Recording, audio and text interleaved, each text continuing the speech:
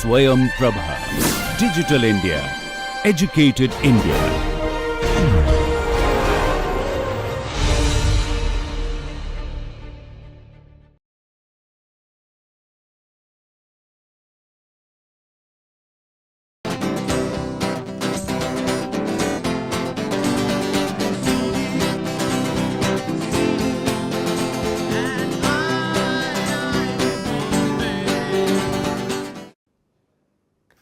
Welcome back.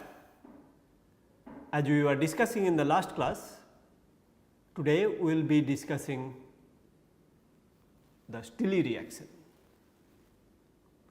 Stille reaction is the carbon-carbon bond formation reaction where organohalide is used in conjunction with organotin reagent.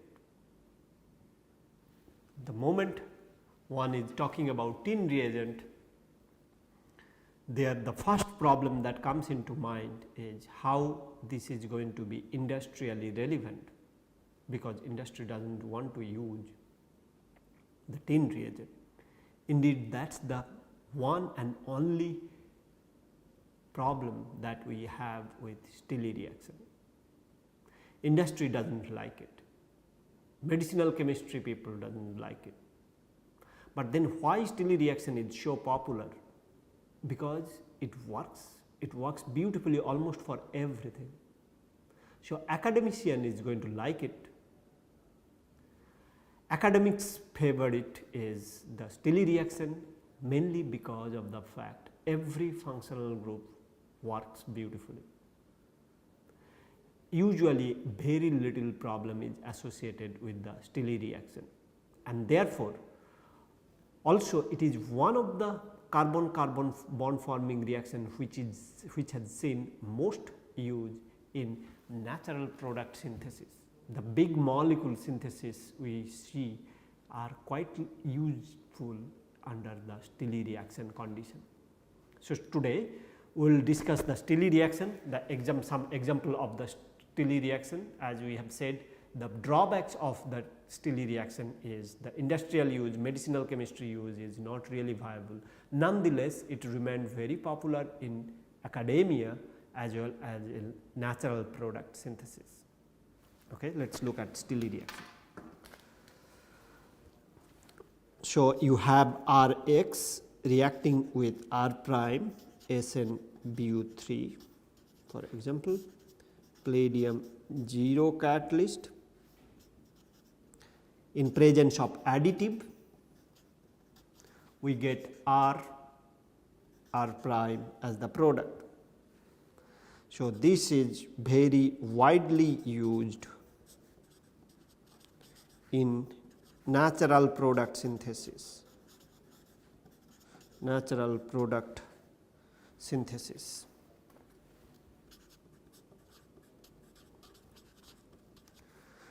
But R3SNX is toxic, of course it is. So, there is problem in medicinal chemistry, problem in industrial use. Therefore, although this is problematic, what we see these Rx could be aryl, vinyl and alkyl, all different variation that you can think of that is good with these reactions.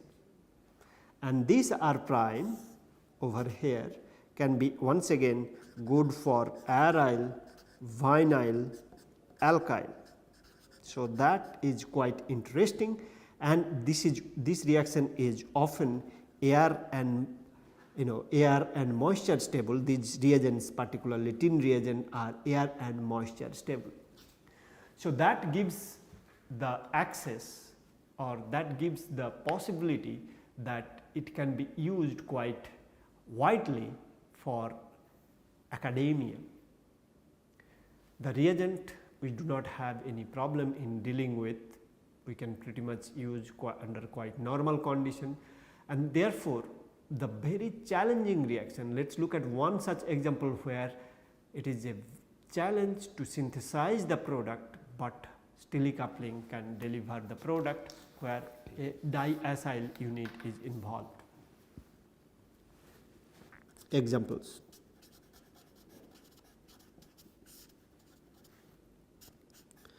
Now we have this chloride, diacid chloride, and one is interested in using the Stille reagent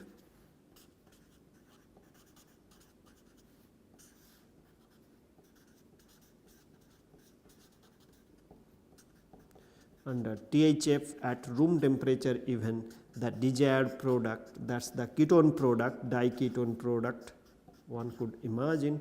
That is beautiful demonstration of this reaction.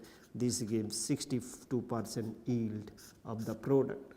Another interesting point could be, of course, if we are to synthesize a product such as these, any of these are of deactivating. These coupling partners are very tough one, because you have electron rich substituent, electron rich as well as aryl chloride. As you know, the reactivity pattern is iodo is most reactive, then bromo, then chloro. If you are reacting it with RSNBu3, even this reaction works quite beautifully in presence of palladium p-butyl 3 cesium fluoride under 100 degree C condition. We get the desired product. For example, here you different R group you can have. R, if R equal vinyl, you get 83% yield, allyl you can get 87% yield, allyl, phenyl 94, N-butyl 82. For these reaction, therefore, you have different alkyl partner or different R group ranging from vinyl, allyl, alkyl, aryl. All those can give very good yield of the desired product. Well, that is quite interesting. Irrespective of the coupling partner, we get very good yield. On the other hand, you can take the toughest possible substrate. One such substrate we have shown, that aryl chloride. Again, the chloride coupling partner are the most difficult one, because the oxidative addition is the slowest with aryl chloride. On top of that, with aryl chloride, if one has the electron rich substituent such as methoxy, it is even more difficult. Still, under the Stille reaction condition, we can get those coupling going in quite good yield, and under the standard palladium catalysis, we can get the product in quite high ratio. Let us look at some more example of the Stille reaction, where we will be able to appreciate the efficiency of such reactions. So, we will look at more example of these. RSNBu3 we are using, R equals could be butyl, usually no choice but butyl, but anyway, let us look at the carbonylative version.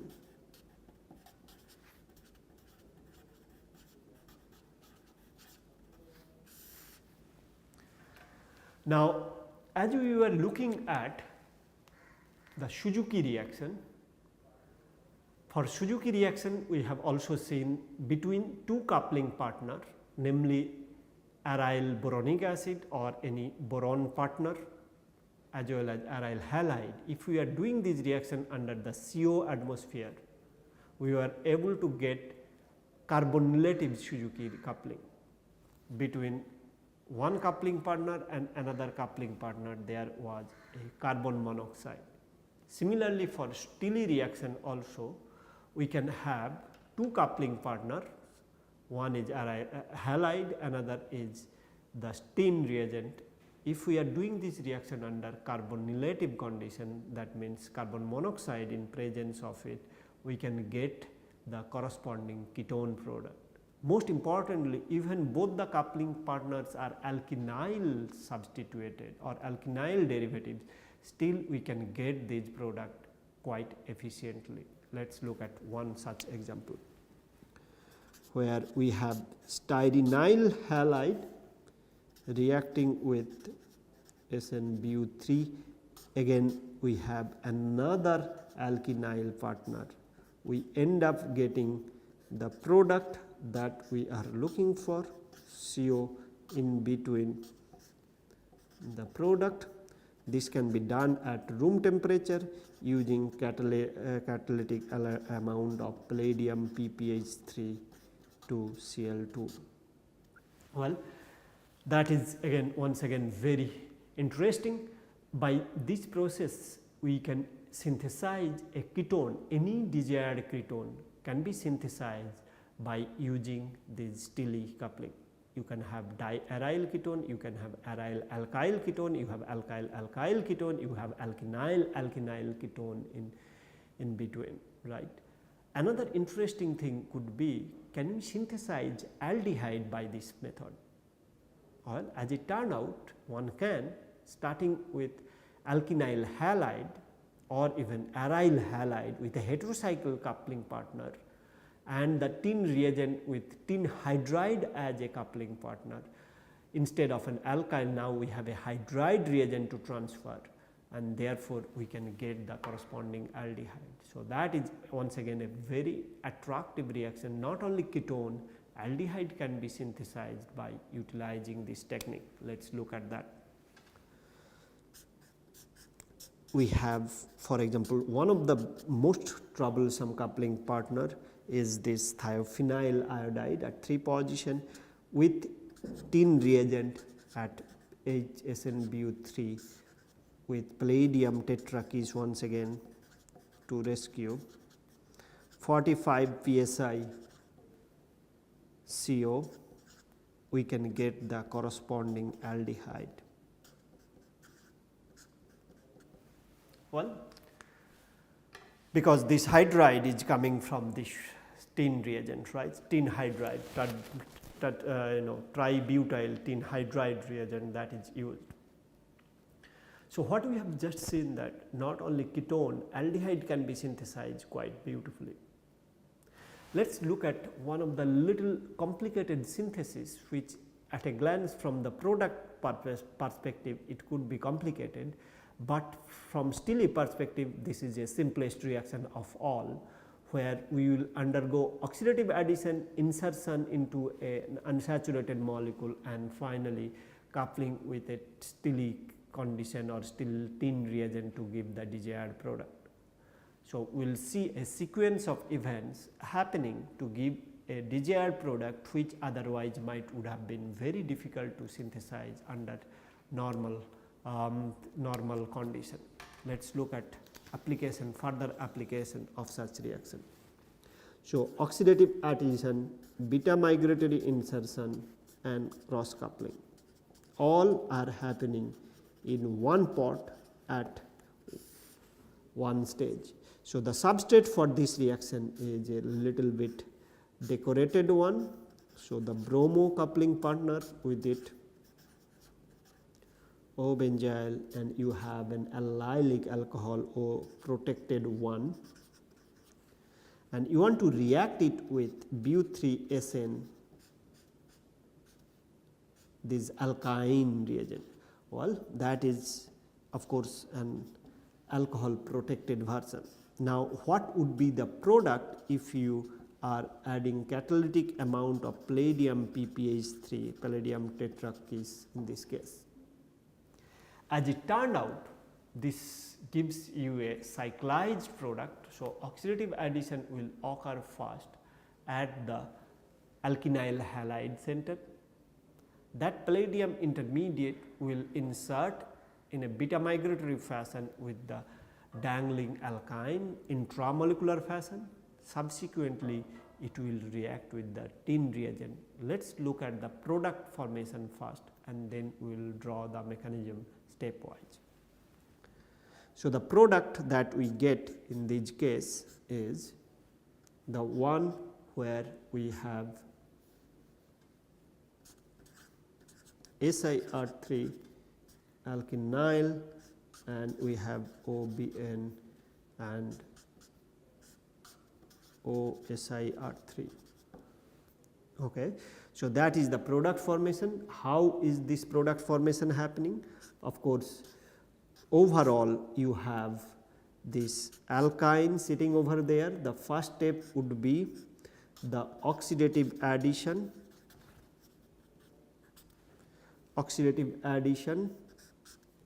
into the alkynyl halide, oxidative addition over here to give the palladium bromide intermediate, and this then insert into the alkyne to give you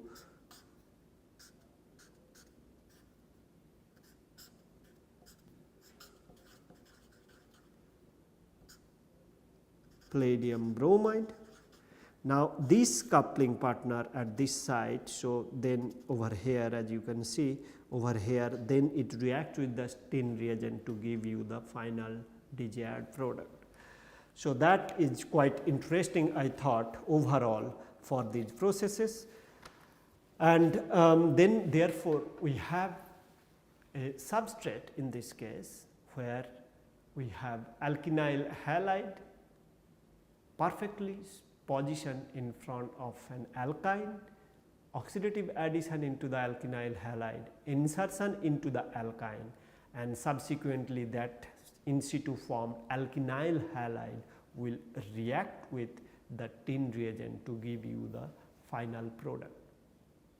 That is a powerful demonstration of the Suzuki reaction, where sequentially oxidative addition, beta migratory insertion, and the Stille coupling finally is taking place.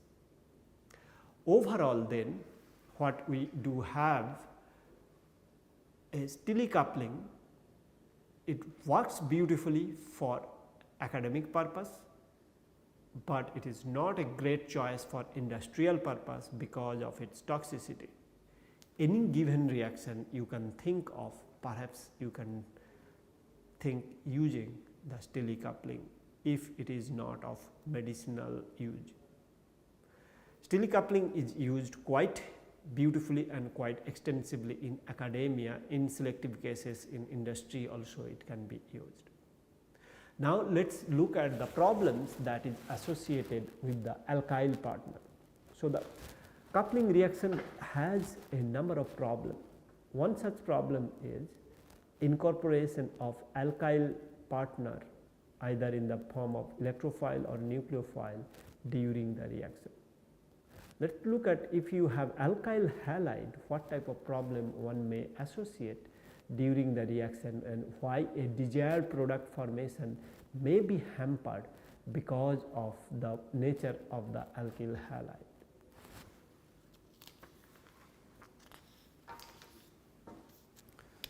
We have alkyl electrophile.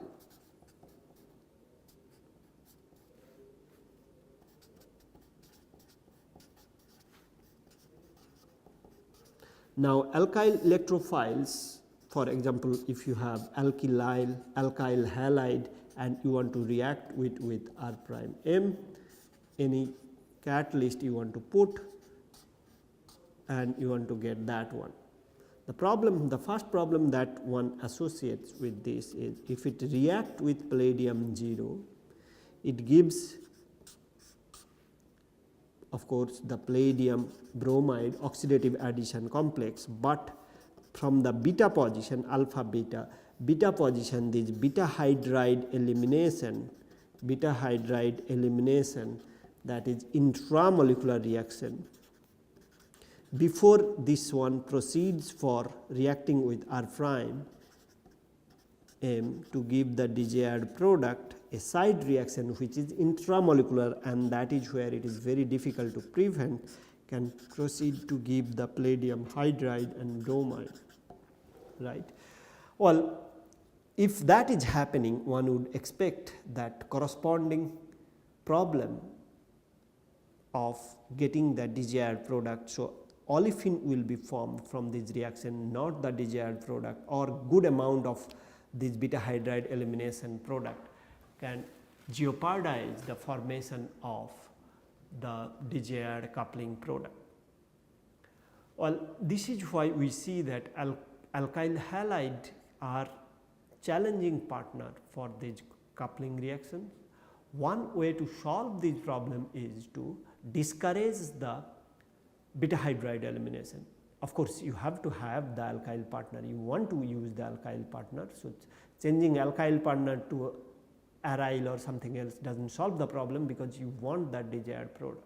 In order to do that, if one is using a bulkier ligand, then due to as you see for the beta hydride elimination, coordination number is increases, but if it is a bulkier ligand already present with the metal center, then beta hydride elimination may be discouraged to some extent. So, this is where a bulky ligand can be good. Of course, ligand has to be electron rich, but usually phosphine ligands are electron rich enough, and therefore, oxidative addition may not be a problem for the phosphine ligand, but the bulkiness can be beneficial for preventing the beta hydride elimination. Let us look at those alkyl-alkyl coupling between the between alkyl halide and the alkyl boronic acid partner. Solution to this problem is the Suzuki reaction solution with palladium, and that is using hindered or phosphine reagent. If you are taking R prime CH2 CH2 Br, we have seen the other coupling partner as this one. Overall, if you are reacting it with catalytic palladium acetate in presence of PCOI3 and potassium phosphate as the base, hindered and electron rich, this triflyne phosphine tricyclohexyl phosphine is hindered and electron rich, that is crucial, and that is why we get the product, the alkyl product, corresponding alkyl product in very good yield. Well, that is a very good reaction where we see that alkyl halide is used in conjunction with alkyl boron reagent to give you the corresponding sp3 coupled product. Although this is a successful reaction, still it remains one of the most challenging problem, that sp3 coupling is not really that the easiest of the coupling partner that one can think of for this reaction. Many recent developments has solved this issue to some extent, mainly the very beautiful contribution and important contribution by Professor Greg Fu's lab, which has given not only this coupling aliphatic coupling, even the asymmetric version of this reaction has been solved quite beautifully. But by this way, this PCOI3 is good for, let us say, aliphatic partner, but they may not be, or they are usually not good for secondary or tertiary halide, because for secondary and tertiary halide we have whole bunch of other problem to deal with along with this reaction, where we see that sp3 primary center is working, the secondary center will not be happening oxidative addition because it is hindered aliphatic halide may be preventing the oxidative addition, because usually oxidative addition is occurring under SN2 reaction condition, right. So, the backside attack could be problematic. Let us look at one such problem where SN2 reaction for oxidative addition is going on, and then look at the example with that. So, the previous reaction works well for the primary, but secondary and tertiary PCOI3 does not work that very well. Let us look at one of the example. Mechanism of oxidative addition, usually it is a SN2 reaction. Okay. The type of substrate that we would like to demonstrate for this, to prove that it is a SN2 reaction, is where you have deuterium labeling into the substrate. So, these are trans to each other, and the reagent that is working or we are interested in doing is the Suzuki coupling partner, aryl boronic acid or aryl boron reagent, and in presence of palladium 0 catalytic amount and PR3 in presence of base such as sodium hydroxide and heat, what we get in this case is tert-butyl, phenyl and deuterium. Deuterium, you see, it is the one which is the major product. The stereo center over here, as you can see over with respect to here, is opposite. That means this is indicating that this is a SN2 reaction that is happening during these cases. So, what we have seen in this particular example is we have alkyl halide. Alkyl halide is working with a boronic acid reagent or aryl boron reagent to give the desired product, but the alkyl partner is having two deuterium, one at alpha position, the another as beta position. We started with the one of deuterium at the alpha position. In the product, what we see that it is below the plane. That means a SN2 reaction is happening during the oxidative addition reaction, because the reductive elimination is usually not going to be it is concerted process, it is not going to change the geometry or it is not going to change the stereochemistry at the partner. So, alkyl partner stereochemistry is changing, that demonstrate that for alkyl halide it is a SN2 reaction that is happening with the metal center. Therefore, one could imagine that it will be problematic for the secondary and tertiary halide to undergo the SN2 reaction, because backside attack is going to be difficult for secondary and tertiary halide. Therefore, what we have seen so far is, although for primary halide these reactions could be possible, a coupling reaction could be possible, but secondary and tertiary coupling partners remained one of the most problematic issue in the cross coupling reaction or carbon-carbon bond formation reaction. In the next class, we will discuss some of those issues, not only that, the asymmetric version of those issues, and some examples by Professor Greg Fu's lab, who has contributed immensely to solve this problem. In today's class, therefore, we have discussed why alkyl halide is a difficult coupling partner, because it gives you the side product in the form of beta hydride elimination. How to solve it? We can solve it by having tricyclohexyl phosphine, electron rich bulky phosphine that can give, but it is not a generalized solution for every aliphatic halide, because for aliphatic halide it is a SN2 reaction condition that is predominant for this reaction. Therefore, SN2 reaction cannot tolerate secondary and tertiary substrate, and thereby we have a problem to deal with. In the next class, we will see how to get around this problem even with this alkyl halide. What is the strategy? What should be the metal that we should use, perhaps not palladium, some other metal to use, so that we can change the reaction mechanism itself, and thereby we can introduce secondary and tertiary halide. Even perhaps using a chiral ligand can give the stereo center that will be generated during the carbon-carbon bond formation process. We will discuss all those in the next class. Till then, you keep reading about these carbon-carbon bond formation reaction. Bye bye.